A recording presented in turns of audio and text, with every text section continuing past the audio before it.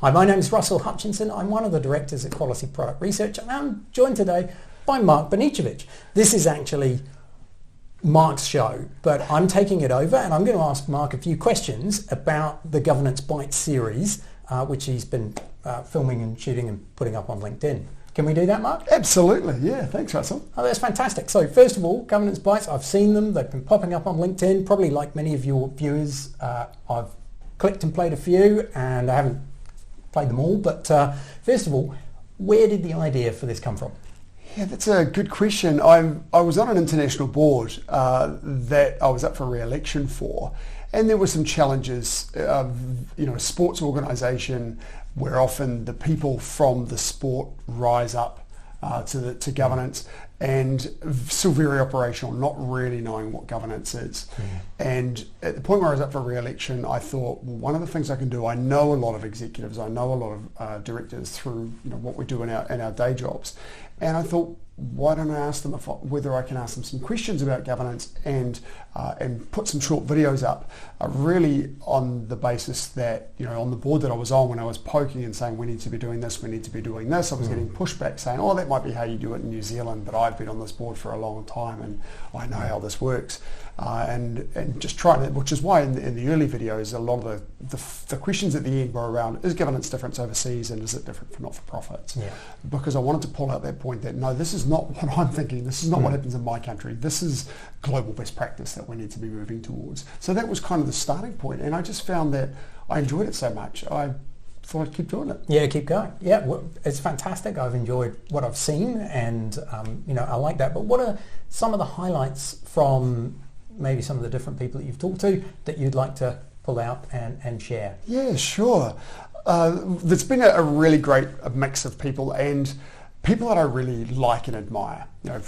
For one, Russell, I really love catching up with you. So the first thing for me was it meant I get to catch up with people I admire and have a coffee or something and have a conversation. Yep. So that's a huge selling point, which is partly why I'm still doing this, because I enjoy catching up with these great people.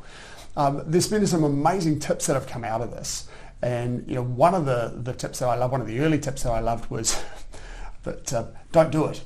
Why would you, thinking about what advice would you give to somebody looking to move into directorships, and that the quick answer was don't do it, but really it was along the lines of be aware what you're going into. Don't do this just because you think it's the next natural step. You've been an executive and now you're thinking, oh, okay, governance is what I do next.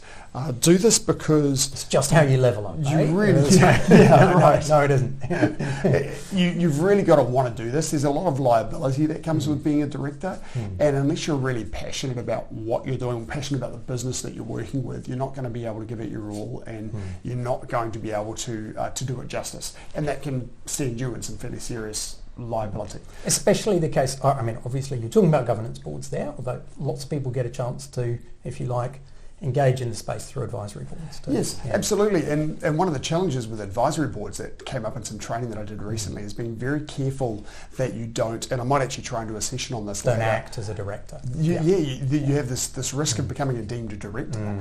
And so you may be on an advisory board, you may even be volunteering your time and not getting paid, but still then, under the law, be deemed to be a director and be under all the same liability as if you were on the company's register.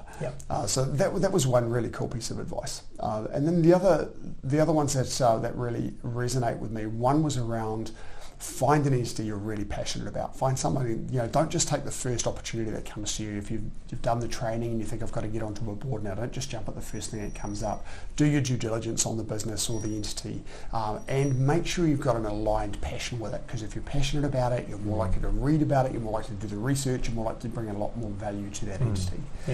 And the third piece that really resonated with me was get training. Don't just stumble into a role either on an advisory board or a governance board and not know what you're doing. Get training, understand that we talked in an earlier conversation about the body of research and stuff that exists there. So learn what governance is and make sure that you can get in there and add value in the right way. Yeah. And what sorts of training have you encountered that you think are really worthwhile?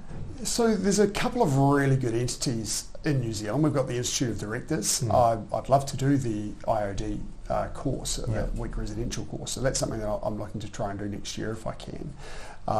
There's Governance New Zealand, is another great body with governance, and their charterships actually are internationally recognised as well. So they're another great body. Sport New Zealand actually has some free governance training, which is worth doing. There are companies like Faraday. I've spoken to Henry Lynch through the course of this, who's very focused on advisory boards, and his training, which I've done actually is fantastic training, is not just about advisory boards, it's about a system for how to help companies go from where they are now to where they want to be. Really valuable. So there are a number of entities, but they're some that really stick out for me. And there's also really good information on business.govt.nz. There's really good information on companies.govt.nz, your duties and so forth. And business.govt.nz gets a little bit more into how to run businesses and how to shape them. So there's really good information available and good training around. No, that's magnificent. How did you come up with the name? I was joking earlier, was it a competition between governance bites, governance nibbles, governance gnaws? Sometimes I feel that governance gnaws at me. It just keeps going. It's just, It's a funny question. I started out actually with the idea that these videos would be 3 to 5 minutes. Right, really bite-sized. Bite-sized. And so that was kind of where the idea came from. It was governance bite-sized interviews. What I very quickly discovered, the first interview I did was 6 minutes.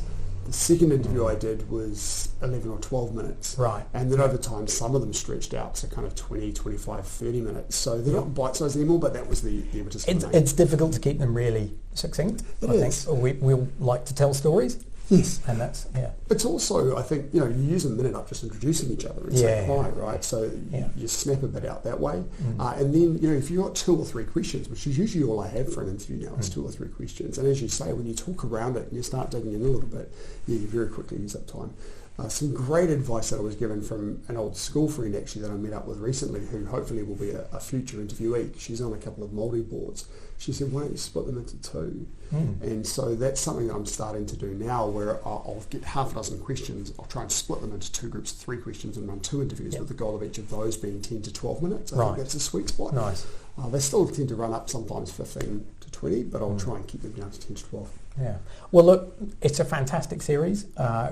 We love seeing it, and I hope it runs as long as you want it to run, and we keep seeing some of the amazing content that comes out of it. Thank you very much. I hope we get some views up. So, I've never said this, but, push the like button and subscribe and write a comment. Right? That's right. Like and subscribe. I mean, they're all hosted on YouTube. Decreed has picked them up, and they're offering them through their platform. If we get some views up, and of course while I'm still enjoying conversations and meeting great people and catching up with friends, might as well keep going. Fun, yeah. So thank you very much for your time, Russell, and for the conversation. That's been really cool to be reversed on. And we'll catch up again soon. Thank you, Mark. Go well. See you next episode.